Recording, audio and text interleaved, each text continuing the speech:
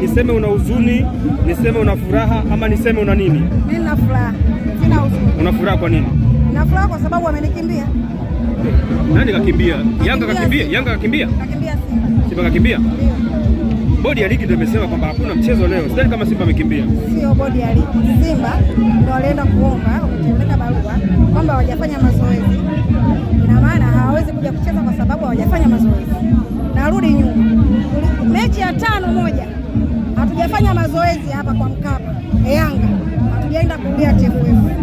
Tumeenda kufanya mazoezi Avic na tumekuja tukakichapa kala 5-1. Wao kina nani na sisi kina nani? Wao kina nani mpaka wenyewe mpaka wafanye mazoezi hapa ndio waruhusiwe kucheza? Wao kina nani na sisi kina nani? Tumefanya mazoezi sisi Avic, tumekuja kushinda nao hapa. Tumewapiga 5-1 na uwanjani hatujaingia. Mechi ya Arabu hatujaja kufanya mazoezi. Yanga hapa uwanjani tumetoka bila. Mechi na hawa Simba na Pamba wameenda kule, walizuiliwa kuingia, wajaingia uwanjani, wameingia uwanjani na mpira wamecheza. Kilichofanya TFF walipiga adhabu Pamba. Okay. Leo inakuwaje mtu mmoja tu kila siku ikifika mida kama hii? Mechi hamna. Mechi hamna na sisi tunasema kama leo mechi hamna. Timu yetu ikija tunaisubiria ije. Yaani ndio tumeua undugu. Hakuna dabi. Hivyo tu. Kwamba mmetangaza rasmi kuanzia leo hakuna dabi ya Simba na Yanga. Kwa sababu kila siku wao tu wanalia, kila siku wanakimbia wao. Hii ni kauli ngumu kidogo ya shabiki wa Yanga. Anasema kwamba kuanzia leo wameifuta rasmi dabi ya Simba na Yanga, hakutakuwa na dabi tena.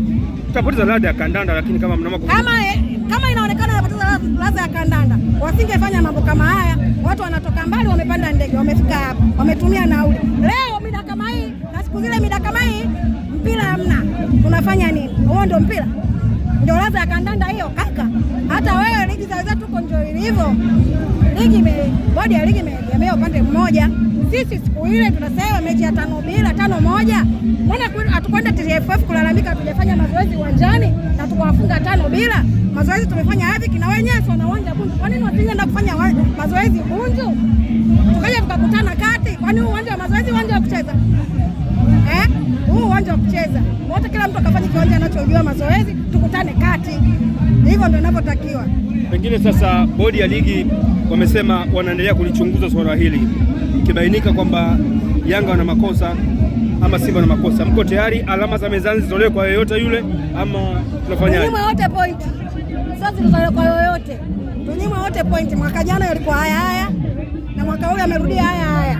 Ina maana wao kama wao wameshindwa kuamua. Yeye kama mkubwa, yeye ndio tunamtegemea. Yeye ndio baba yetu.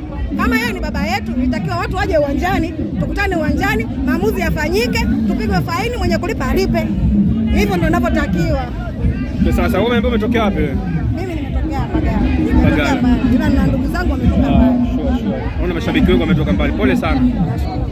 Sikia kilio cha shabiki wa Yanga akisema kwamba Simba wamewatia hasara kubwa. Yeye anasema hivyo. Anaamini kwamba ungekuja tu yamalize hapa, ratiba nyingine ziendelee. Lakini Simba na wao kiuliza anakuambia kwamba Yanga wamewakosti. Kila mmoja anasema mwenzake amemkosti.